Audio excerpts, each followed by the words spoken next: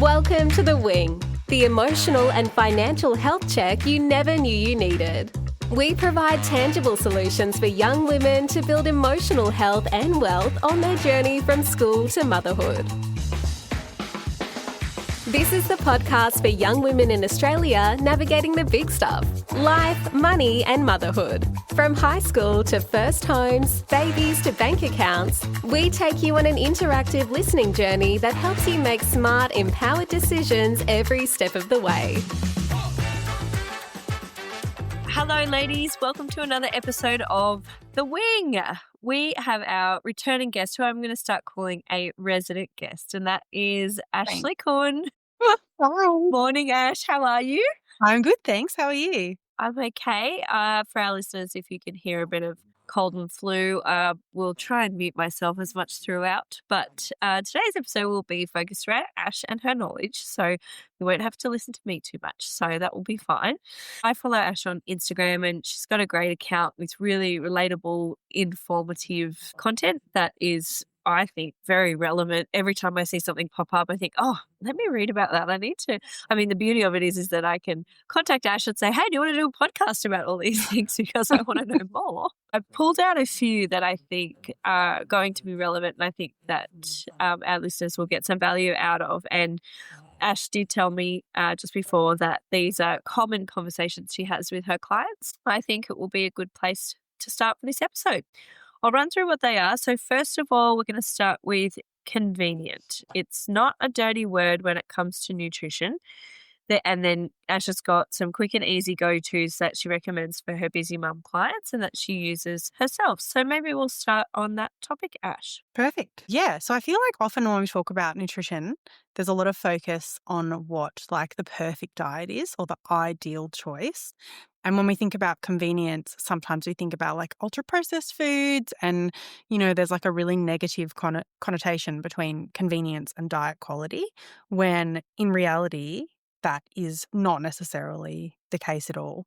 And there are some really convenient options that are excellent for supporting your health. Because really, sometimes what can happen is if we set the bar for perfection and that our diet needs to be everything made from scratch, home cooked, optimal choices, and then we fail to meet that, what we do is we just go, oh, well, then screw it. I'll just, have whatever I want. I'll go for the easiest options, which are perhaps not as ideal. Yeah, almost go in the opposite direction. Definitely. I can relate to that. I think this comes up a lot, actually. It came up in some money investment mindset things I was reading as well, but it's certainly applicable to everything in the dietary and food space, is that it's that mindset of, oh, I've done one thing wrong, or I've done one thing that is not optimal. So I may as well just completely fall off the wagon, or just I'm having a day, or, I'm just, it's a write-off. It's a write-off. Yeah. Like, and with the financial thing, it was saying like, or if you, spend too much money on something, or you didn't save as much in your savings goal this month or whatever it was, that you like throw your hands in the air and think, oh, well, I'm never going to have enough money and I'm never going to have the right savings rate. So just like throw the towel in mentality, just because you've gone for something that is maybe more convenient during that time. And like you're saying, like just because it's not perfect doesn't mean that it's relevant. Like the goal isn't to be perfect. You've still got to live throughout the experience and not beat yourself up about the fact that you might need to, by survival, pick convenient choices at times. 100%. And I think we tend to look at things as black and white, which can really fuel that kind of all or nothing thinking that you're talking about. If I can't be perfect, I'm just not even going to try. I think what we probably need to think about is foods rather than a good and a bad food, on a kind of spectrum. And we can think about that in convenience as well. So, when we think about like a convenient food, a lot of the time we'll think about like McDonald's drive-through, right? And you might not make the best choice there. So it might be like a Big Mac meal with like a full sugar Coke is maybe like the kind of like one end of the spectrum. But then something that we have in our house that's really convenient is like a rotisserie chicken with a pre-cooked, like a pre-mixed bag of salad and a bag of wraps. Yeah. You can literally get that at the shops, take it home, open the bags and have it on the table in 5 minutes. It's like ultra convenient. But, if you're making, like, it's still really nutrient dense. You're getting lots of protein. You can get lots of fiber with your wraps. Actually, it's a very kind of like goal aligned choice for a lot of people. and it's really convenient. And we see the same thing with like ready meals, a pre-prepared meal. There's so many healthy options now for that too. That is actually like a very good tool in the toolkit for people who are really busy. And you know which people are really busy? Mums. So it's like such a great choice. If you can like outsource your lunch to someone like Gym Meals Direct or, you know, whoever, Core Foods, whatever, whoever it may be, great. That's excellent. Exactly. It saves you the time and the headspace in trying to make a seemingly big decision at times when it doesn't need to be a big decision. And I have to say that was something that was very valuable in something that I learnt from you, is that historically I would cook something and it would need to be a production. Like I'm going to pick something that's going to firstly feed the whole suburb. So there's going to be tons of it. It's going to be a process because I genuinely do enjoy the process of cooking. So for example, there's a meatball soup that I absolutely love to make. Nobody in my household or family likes it, but I like it. And it's quite nutrient dense. So, but it's a whole production. Like it takes hours to prepare and, you know, you need to have the right ingredients and it's such a process. And taking out the thinking of that, or shifting my thinking and my mindset to, okay, I still want to have these yummy, nutritious meals that I can grab on the go or, you know, prep in advance that don't actually need to be a full production. Like, as you said, you can have the rotisserie chicken and a salad, you know, in a wrap or however you're going to have it. And that be quite fine because it's not so much about the process in how you got to the meal. It's more about what's in the meal, you know, has it got the fundamentals that we need, like protein, fiber, like what's the balance throughout your meals in the rest of the day, and not beating ourselves up about the fact that it was convenient, because sometimes it feels too easy. It's like, and that was something I struggled with because I'd hate, like we get Core Foods, like the pre-made meals, and they do a really nice penne bolognese, which I'm very capable of making. But when I make penne bolognese, it's a production. It's like, it's not just a throw in the pan job for me. And that's not how I operate. I mean, I operate like that now because I kind of need to be quick when I'm making something. I heat that up in the microwave 6 minutes from frozen. I think that just felt a little bit too easy, a little bit too convenient. But then you've got to think, like, how many things in your day felt really difficult and challenging for you, and emotionally difficult, logistically difficult. Maybe giving yourself a little break is actually a healthful choice. You I know, love maybe that's that. actually supporting you. And also you think like, look, I'm the same. I used to love like meal prep on a Sunday when I was, you know, single without children would be a whole production. I'd be making these elaborate things and then, you know, I'd have time to like clean up the kitchen, listen to a podcast, whatever. These days, I can't think of anything worse than trying to like going through the process of like making an elaborate meal. Firstly, I'm going to give it to my son. He's probably not going to eat it, right? And if I've spent like 90 minutes cooking that thing, I'm going to be pissed. And then, you know, you go through bedtime, all of that routine, and then you get back to a dirty kitchen. Like that sounds like a nightmare. Whereas like sometimes having a little shortcut there, it takes a lot of the pressure off of that situation. And also, like, a lot of the time, those kind of things might be achievable at the start of the week, for example, when you have a bit more energy and a bit more motivation, maybe a bit more time available to you. You might be looking at more home-cooked meals and that sort of thing, more of those kind of like elaborate, really nutrient dense, more like cooked from scratch things.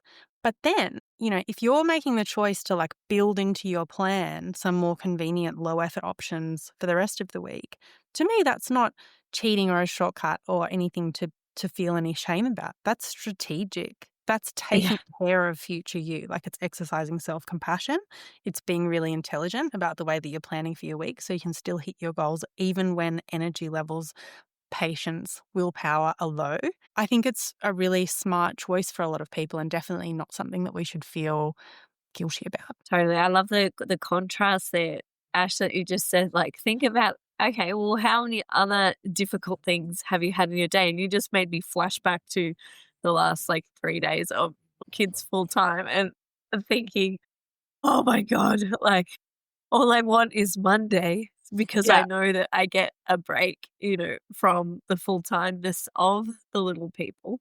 Why do we need to make it more complicated, and not everything needs to be done at a high level? But that, I guess that's also a point as well that you're saying, is that high level doesn't mean it needs to be a production. You can still create quality meals that are high quality without the production and the best. 100%.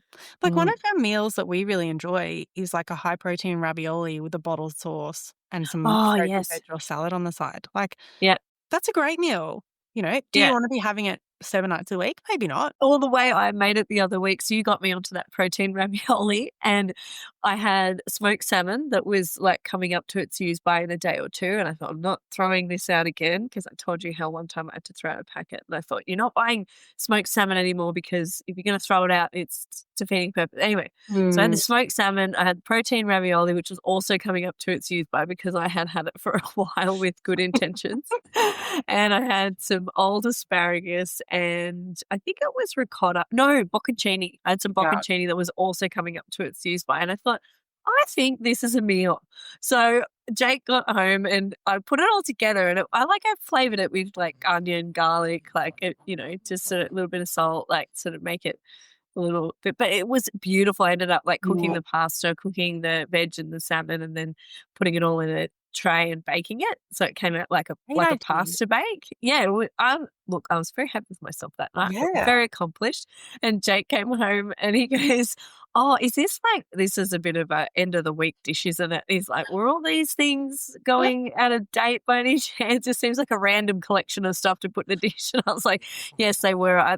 This dish only exists because they were all going out of date, and I didn't want to waste any of it. So I didn't eat the leftovers, though. I did give some to our daughter, because I thought that's very, very full of fiber and protein. Like it's really, I think she had about 2 mouthfuls and spat it out, and our dog had some. Standard. So that was it.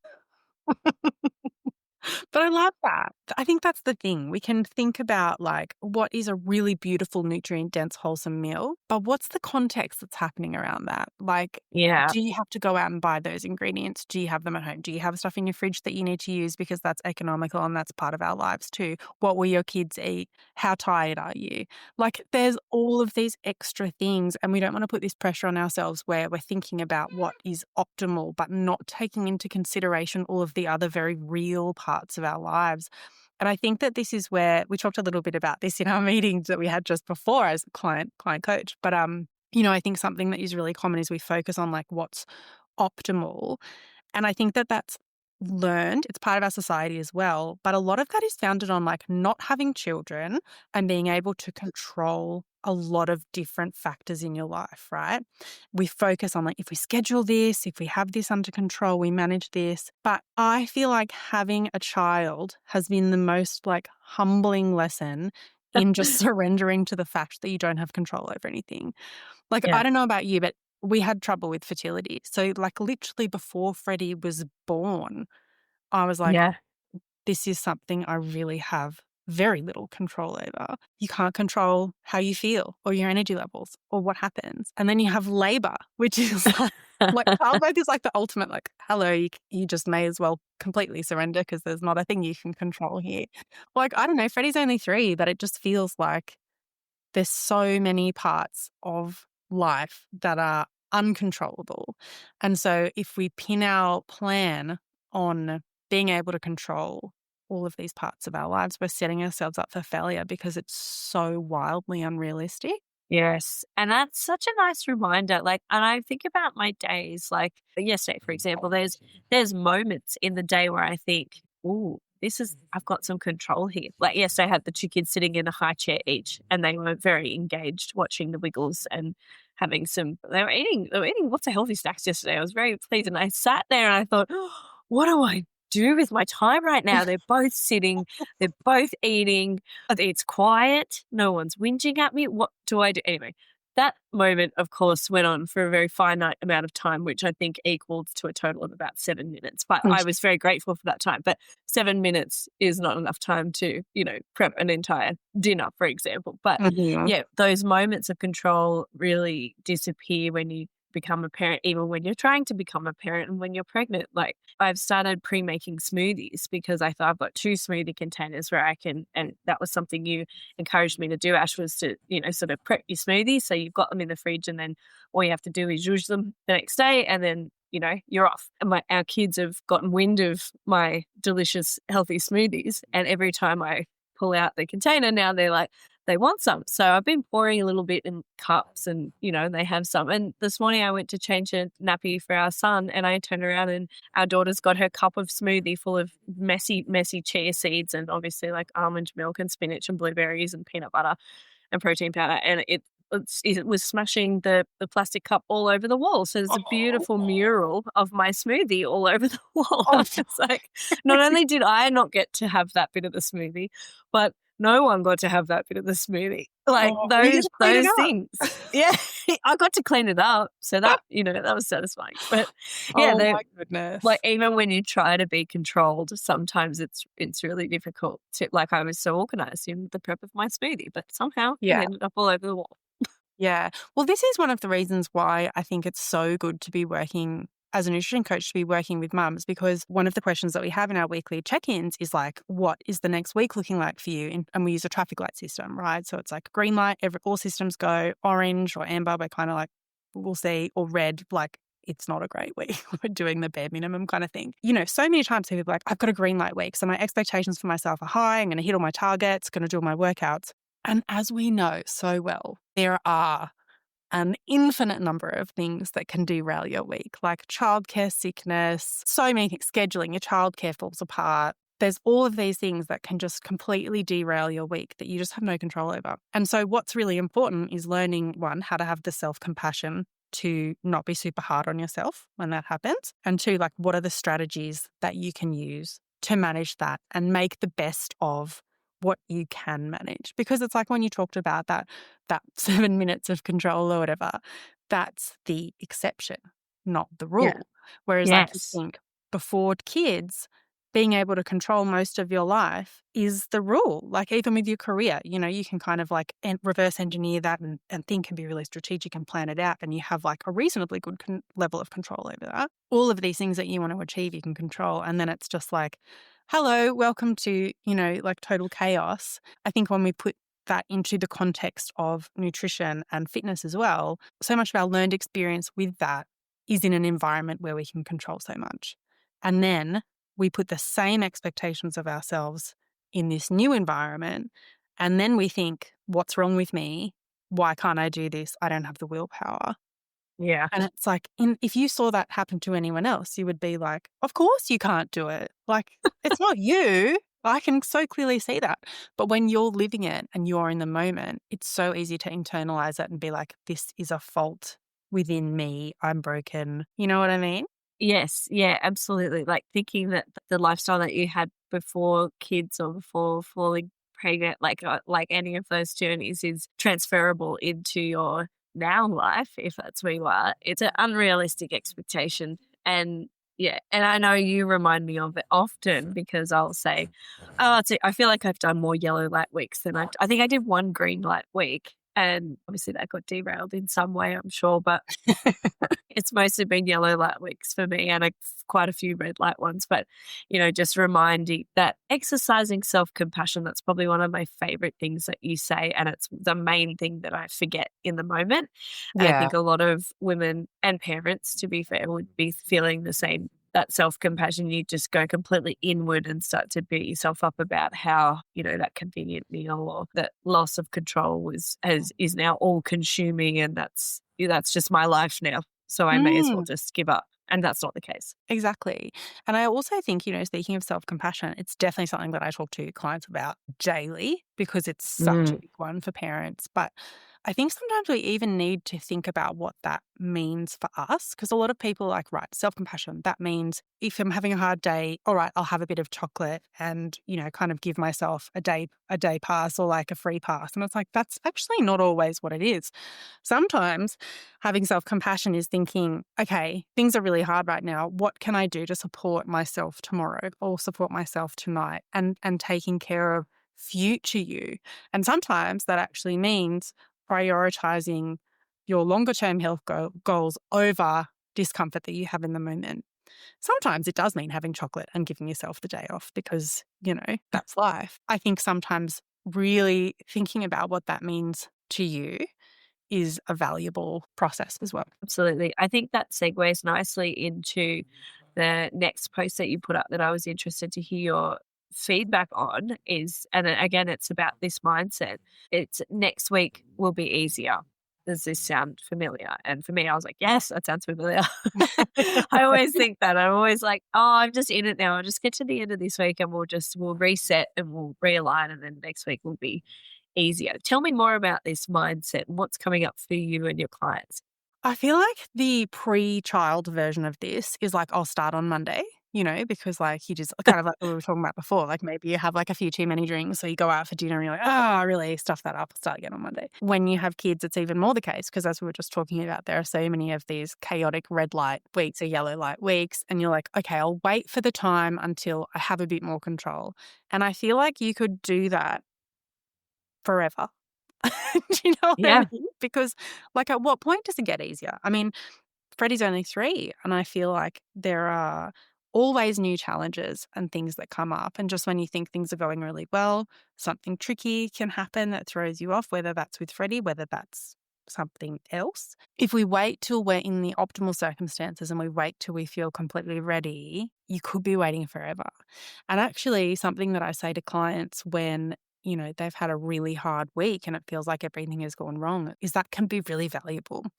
Because if you can think about like, right, what are the things that I can do in this really difficult week that are going to either stop me from spiraling into complete screw-up mode and just throwing the towel in, or maintaining results, or even taking a little baby step towards where I want to be. If you can learn those skills when things are really difficult and suboptimal, that is going to serve you so well for if that easy week does come. It's going to be second nature. It's going to feel like a walk in the park. So in a lot of ways, it's actually a really good time to be trying to make these changes and trying to learn these new behaviors and mindset switches. Yes, I think that was something you taught me as well, was that like on those lower optimal days, or like on my red light days or red light weeks, or even the yellow light ones, is that if you can still carry on and do your best during those times, that it's not going to be perfect, but if you do still manage to reach for the raspberries instead of the McDonald's drive-through, then, if you're still achieving those little wins throughout that time, then when you are having a green light week or green light day, you're going to whoop it in. Like it's not going to be an issue. But yeah, trying not to get caught in that mindset of I've mucked it up today, so I've mucked it up forever and that's it. And I'm just going to wait until it gets easier because like you said, I don't think it necessarily gets easier. I think that the different transformational changes that happen with kids at different ages, particularly little kids, because there's so many changes that happen in a short period of time, that they just become more manageable, or you're more experienced by that stage, so your tolerance is a little higher, or you're watching other kids achieve those milestones, so that that's not far away for you to sort of following their footsteps. So you're able to look ahead, but not in a positive way, but not get bogged down in the now, and still think, well, there's still many positive things I can be doing in this moment that will impact that future in a good way, rather than waiting around for that that 100%. change. And if you think about it in the reverse, like say that you did start when you had a good week and an easy week, and that's when you adopt all of these behaviors. Well, then when things get hard, you're going to be like, what? It was, I was doing so well and now it's really hard, and it becomes really difficult. Whereas like if you can learn it when things are really hard, then the easy weeks are like a bonus. That's great. Like, oh, I nailed it. I don't need to worry. Like, still put in the effort, but it's not half as difficult as when everything is, you're putting out little fires everywhere. Yeah. Little smoothie wall fires. Oh, you poor thing. That sounds like hell. What a way to start your day. Just the chia seeds for me, because they expand when you put them in the liquid, obviously, and then they're like the ones I have, they're like black, so it just looks disgusting. Jake, there was actually some on the carpet the other day. Jake came home, what happened here? I was like, oh, I thought I got it all. I know, they're so good for you, but they also, when the other circumstance when they're not good, Freddie loves a bit of chia seeds, but coming out the other end, if you have a kid in nappies, it kind of like almost like dries and goes like sand, but also sticks to everything. It's very strange. Eat chia seeds, put them in everything. Oh, then your toddler gets a hold of them, and then it's just a disaster. Yeah. As if changing nappies and wiping the walls isn't hard enough.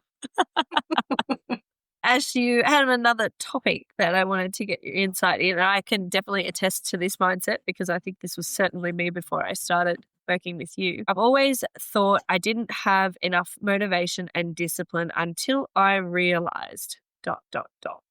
Tell us more about this post and how this is relevant to your clients. It's kind of all of what we were just talking about, right? Like you kind of hold yourself to this standard that you may have been able to hold yourself to before, but you're in a completely new environment with completely new challenges and it's just like impossible. And if you hold yourself to that standard, you're going to be really disappointed when you fail, but you're also setting yourself up for failure. So it's kind of like this self-fulfilling prophecy. What I like to think about is instead of being like, oh, I need more discipline and I need more willpower, is what are the systems that I can set up to support me to, act in a way that is going to get me to where I want to be. So as an example, what you kind of want to do is create friction to making some of the poor choices or habits that you maybe want to stop doing and reduce friction for the choices that are going to support your goals. So one way you can think about this is food environment. So let's say like your kids love, like I've got a client who loves to bake with her daughter. They love baking chocolate chip cookies. So, and then they, if you store those like on your countertop and every time you go to your kitchen, you're looking at those cookies, but your goal is to stop eating the cookies. Like, how do you think that that's going to go? You really are setting yourself up to make that as difficult for yourself as possible. And, you can think like, well, I just won't have the cookies, but you have children and I'm sure other things going on. So you're probably like, might not have had the best sleep. When you're tired, you're less likely to be able to kind of like white knuckle it through with those choices and more likely to give in. You're probably also going to be hungrier. So that's not, starting from a good place.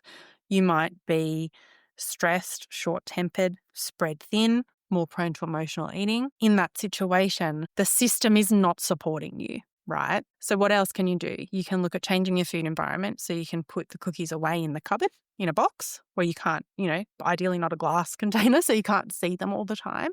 You can give them away to family after you've baked them. It's not about being like, well, we can't bake cookies and we can never have cookies in our house necessarily, but it's like, how can we change this situation to make the system more supportive of what I'm trying to achieve? Exactly. Or even changing the ingredients of the cookies, like Yeah. making, still adding your chopped chips and still making that process where it's sugar-free chopped chips, or maybe it's cooked with a different type of flour, or you add the chia seeds into it. Yeah. Or making Whatever. some like Yeah. pancakes with like banana and oats or Yeah. I think another system that I found extremely helpful that I didn't have before, and I definitely didn't think I had the discipline for, was the tracking app. I thought, obviously, that's part of the coaching program with you, Ash, but being able to have the headspace and the patience to be tracking everything I ate and be weighing my food. Previously, I would look at that and think, oh, that's so much friction around meals. Like, why do I just don't think that's ever for me. Like, I know that that's what's probably going to get me the results I'm looking for, but, I just don't know that I have it in me. But once I actually started that process, I grew to really love it because I thought, wow, this is such an accountability tool. Like I said to you, like I know what 60 grams of raspberries looks like now if I'm picking things off the kids' plates because I don't want it to go in the bin at the end of the day. I'm going to eat all the berries and I'm going to eat the prunes and I'm going to grab the bits and pieces that I know are going to have nutritional value to me instead of, finishing off those last 3 Jats biscuits or a handful of muesli bar that, wasn't an optimal choice. Like putting the systems and processes in place that work for you so that you've got that structure to follow and lean on when your structure elsewhere might fall away or dissipate. 100%. And I think when you are managing a household, which is what a lot of mums do, you're constantly making a million decisions and a lot of them are around food, right? When we think about tracking, there's a couple of different ways you can do it. So say like at the end of a day, the day you're trying to recall everything you ate, that's a really mentally draining task. It feels heavy. It feels labor intensive. You're trying to remember things at a time when you're tired. it's kind of like not ideal. But let's say in the morning or at night, you plan out the day in your tracker, you're actually lightening that mental load, because it means when you go to have your breakfast, you just open up your app and you're like, oh, I can see exactly how much of everything here I'm meant to have that fits within my plan. And so in that way, you can take something that you might have thought would be adding to your mental load, and it's actually a tool for reducing your mental load and reducing the decision fatigue that you have during the day. So I think that that's a really good example. Definitely. That was something that I thought in the initial phases when you first told me about that, I thought, well, that sounds overwhelming. Like that I'm going to, like I thought that I would have the mindset around putting things into the tracking app and then my mind being like saying to me, oh, that's done. And then not actually going and eating the foods that I'd put in or planned for the day. But when you look at it through a different lens, how you've explained it is that it's almost like a menu. It's like you open up your menu and you're like, oh, breakfast smoothie. Oh, that's fine. I'll get that from the fridge. I already made that yesterday. Like that's ready to go. Or, oh, lunchtime is, XYZ. So I'm just going to grab it. So it's like it's a guide like, or that menu. Yeah. Rather than thinking of it as a tick box kind of thing. And I can definitely relate to the doing it at the end of the day as well when it comes to tracking. It's sort of like, I think I've had 2 days. There was one day where I didn't track at all in this whole program because I think it was the day after I had my iron infusion and energy was at an all-time low and I just thought, I'm just going to have a day off. There was another day where I thought, I think I'm not going to track this day. And then the following day I thought, no, go back and update your app, like do it. And I did, but it was a lot heavier to do it that way. Whereas the days now that I put in, oh, well, I know I've got a smoothie for breakfast, so I'm going to pop that in. I feel more accomplished. I feel more like ahead of it. And it keeps you on track because you're eating the food that you prepped for you to eat. So it doesn't go to waste. In a way, it's an act of self-compassion, right? Because you're kind of in that moment taking care of future you by not making you make those decisions on the fly. Another system that I find works really well for people and that I use myself is having default decisions.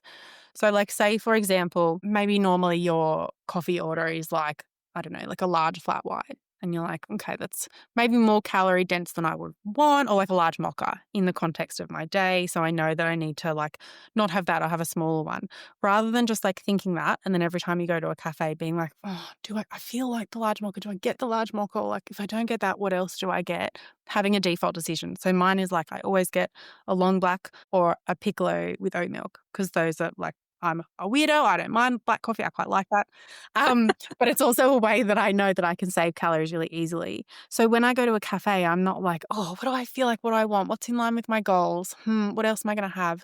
It's like, I know I'm having one of those two options and it's in line with my goals and I don't have to think about it. And it's not overwhelming. Like you don't get to the blackboard at the cafe when there's lots of people and lots of stuff and it's really busy and noisy and the coffee machine's going off and you're overstimulated because you're like, oh my God, there's a cheese and chicken and avocado toasty that I really want to eat, but I don't know if that aligns, and then you panic order. Exactly. That's so common. Or like another one I was talking to about my clients the other day is like I do sometimes really enjoy going to a cafe with Freddie, sometimes with my husband, and like sharing a piece of cake. Like that's lovely. And I always want to be able to do that, right?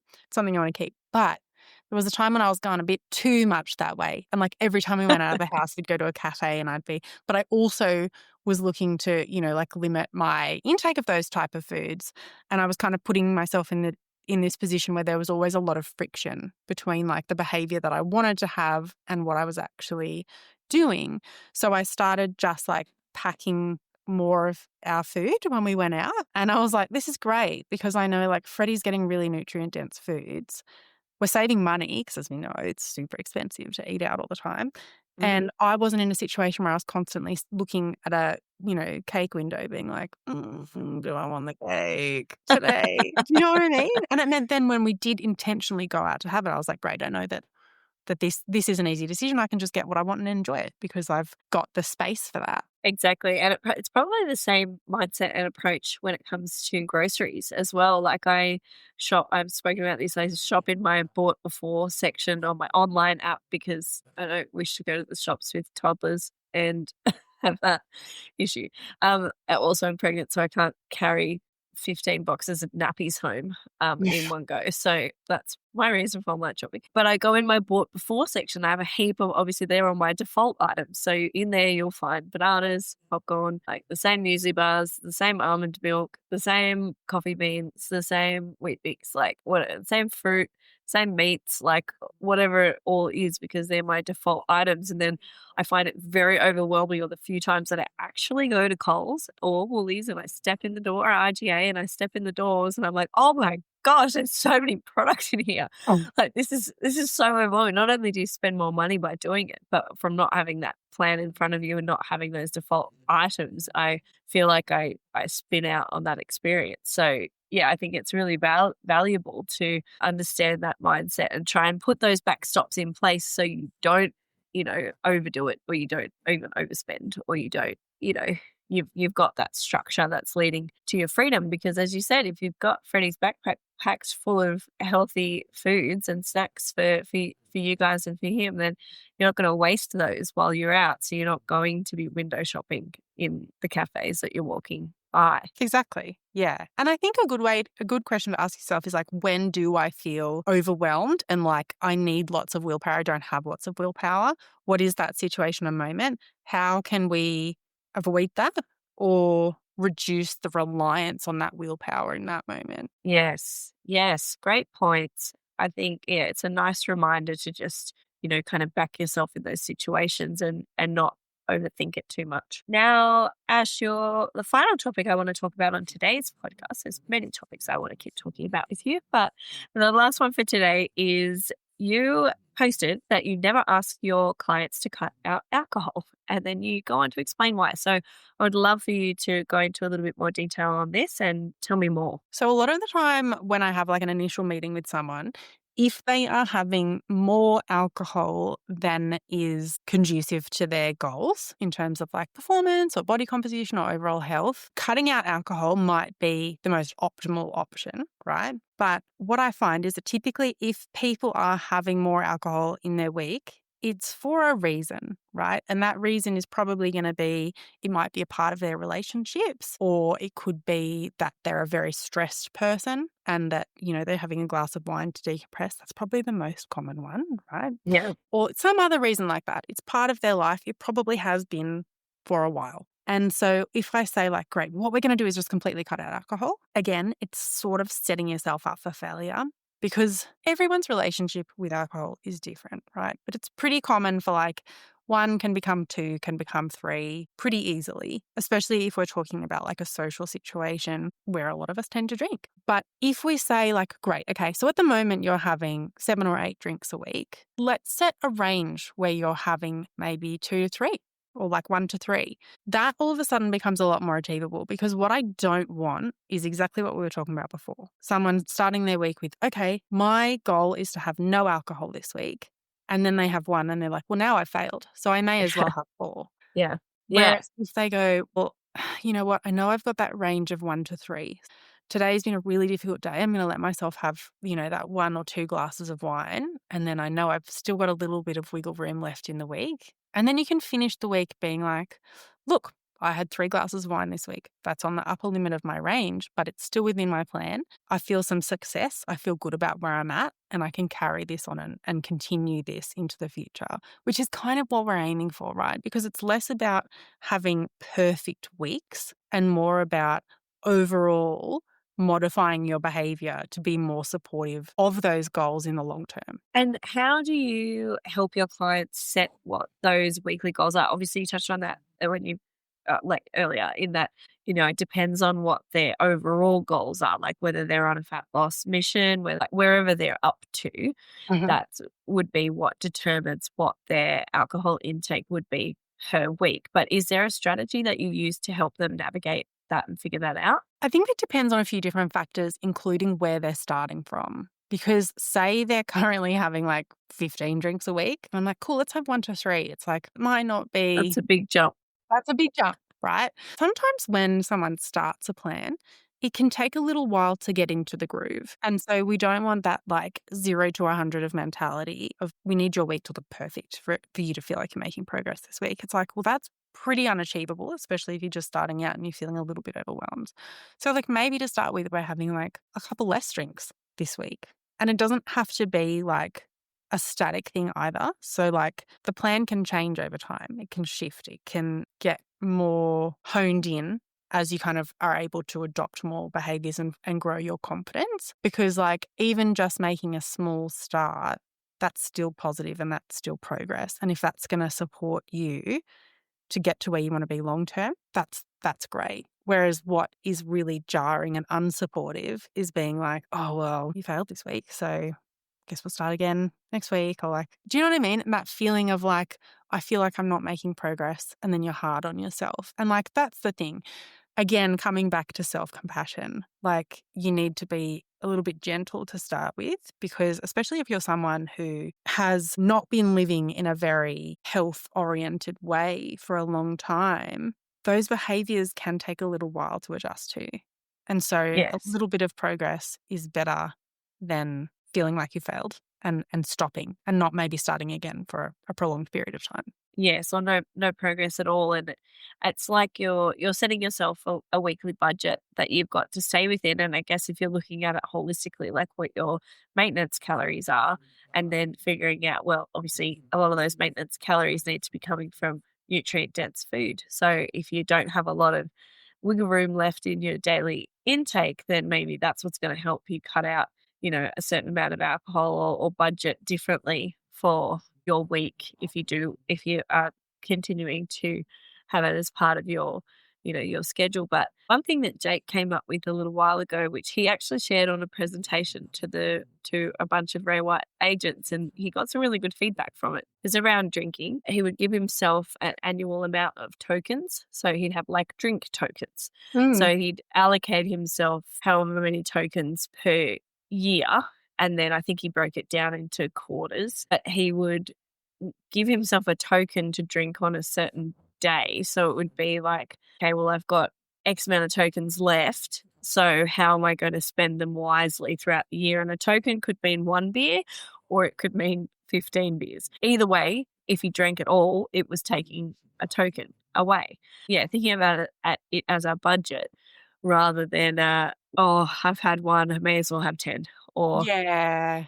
like just trying to budget it out so that it's more evenly dispersed. But again, changing that mindset around it so that you don't just kind of fall into that puddle of what we were talking about earlier, even on the food side of things, where it's just sort of, I've stuffed up once, I'm just going to keep stuffing up, so it doesn't matter. Yeah. And even, like typically when someone reduces their alcohol, especially if they've come to me and we're working together, that's not the only thing they're doing with their health. And what I tend to find is like as people reduce their alcohol and try to change their behaviors and live in a more healthful way, they start to go, oh, do you know what? Actually, I had a couple of drinks on Saturday and then my workout on Sunday just felt like shocking. So like, I don't know if next week I might have a bit less, or like I just noticed that that the couple of drinks I'm having on the weekend are just really leaking into my week and making me feel tired on a Monday and Tuesday. And like, so as people's like values and identity and lived experience shift, often they move towards drinking less anyway, because we know those things don't necessarily go hand in hand. But we also got to be careful. Like, I do feel like there has been a bit of a trend of like going sober, completely cutting out drinking. Is that a healthful decision? Absolutely. Like, you can't argue that it's not, right? But like, I love a wine. I really enjoy going out to have a beautiful meal and having a good glass of wine with it and enjoying that experience as a whole. My enjoyment of that experience and the way that it fills my cup is healthful, right? Yeah. So I think in that regard, we kind of sometimes need to like expand our view of what health is, because it's not necessarily just like what we were talking about, what's optimal for your body. It's also thinking about the people in your life, what makes you happy, what you enjoy, what your values are. It's not always a matter of 0 drinks is the best for you, because there are other things at play in your life. Yes, exactly. And if someone's coming to you and they want to cut back on drinking to help with, their weight or their overall health, it's usually not the only thing that they're doing. So it is looking at the big picture and what suits those individual people. And I know that anyone listening to this thinking about Jake and I would be like, well, those two absolutely love a drink. So how is this all going to pan out when Katey's not pregnant anymore and then she goes back on the program with Ash? That's something that's going to have to be worked on. But it's nice to know you're not going to tell me to cut it out. So that's good. Yeah, no, it's like anything. I also wouldn't say, like, oh, you love chocolate, like you can't have any of that. You know what I mean? That's not realistic. That's not helpful. Got to be careful of those kind of absolutes, right? Because they don't always apply so well to real life. Yes, exactly. Now, look, I think, Ash, it's extremely sound advice and, as always, you're very consistent in the way that you share. So I appreciate that, and I know that it makes some easy listening for our listeners. And your content on Instagram, I highly recommend anybody listening to this to follow Ash on Instagram. So it's Nutrition by Ashleigh, and her business is No Nonsense Nutrition with her and her husband. If you're looking at making some changes or maybe just forming some new habits around a lifestyle change, whether that be coming into pregnancy, being pregnant, having kids, maybe it's all the steps before that. Ash is definitely skilled and knowledgeable to talk to you about what's going to work for you on a case-by-case basis, what's going to work for your family. You don't need to overhaul necessarily absolutely everything, and it's a staged approach with a practical outlook and practical outcomes. So hopefully this has been helpful, but thank you so much, Ash, for joining us again on the Wing podcast. It's a pleasure. Thanks for having me. Yeah, we love having you as a guest, and everybody seems to love the content, so we're going to keep it coming. But for now, feel free to get in touch with Ash for any of your nutrition needs, or if you have any questions about coaching. I highly recommend Ash from my personal experience. For now, follow, subscribe, you know what to do, link in bio, have a listen to the other episodes, and we'll see you again soon. Thanks, ladies. Bye. Enjoyed the episode? Hit follow and check out _wingpod Oz on Instagram for a dose of wisdom getting you on the right path to success.